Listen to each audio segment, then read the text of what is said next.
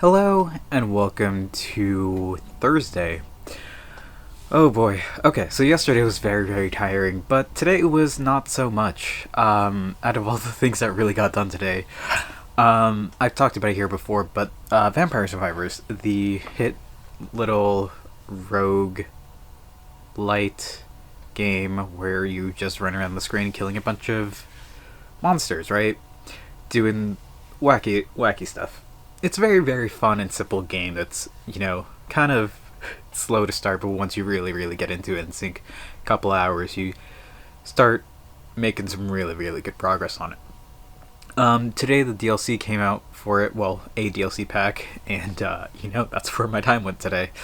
Another big game that came out just this week was Hades 2, so that I had to drop a purchase there. I'm not too sure if we talked about it, but I have like 4 copies of the game and like so many records related to Hades, at least 3 of the box sets and maybe 2, 3, 4 other ones that are somewhat related, and I've got a whole bunch of Supergiant stuff. So yeah, today's been really gaming focused actually. One of the big things that I've been just like doing recently is doing the Professor Oak challenge on the elliptical, playing Pokemon Emerald specifically, and I just got to the point where I can get gym badges 4 and 5. Technically 2 and 5 are the ones I'm missing, but we're at that point, so I'm like, okay, let's take a breather. And then, it got me interested back into the the ROM hacking scene. ROM hacks. Let's briefly explain it. So you have a game, right? What if, people who are fans of the game wanted to do something different? Like, they take the base game and they remix it somehow.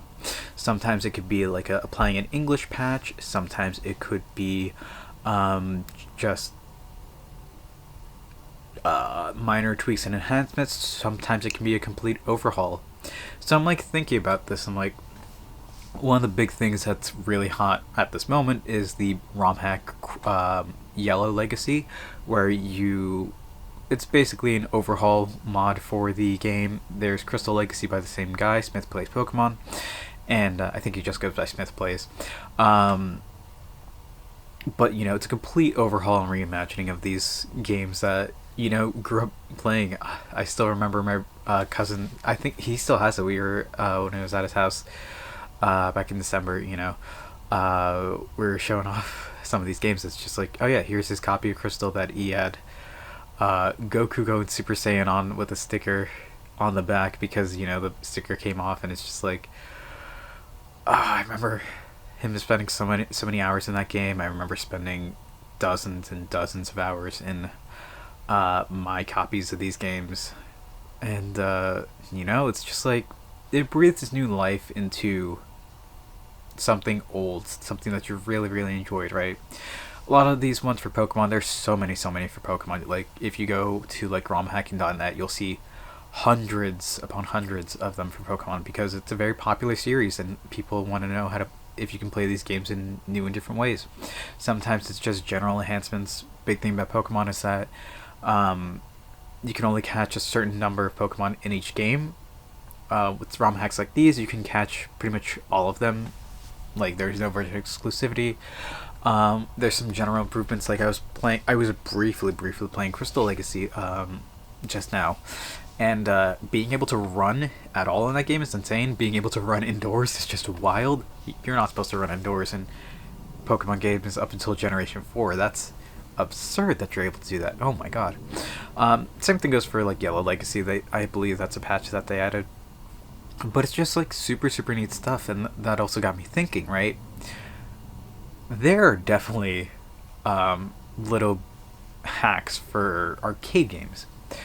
My Analog Pocket supports a bunch of these systems, and one of the big ones that I was like thinking about the other day was Street Fighter 2, because that game was such a phenomenon. And the reason Hyper Street Fighter 2 came out was because there was initially a ROM hack, like one called like Rainbow Edition or something, or some other arcade, like, people hacked the hell out of these systems. Like, they made bootleg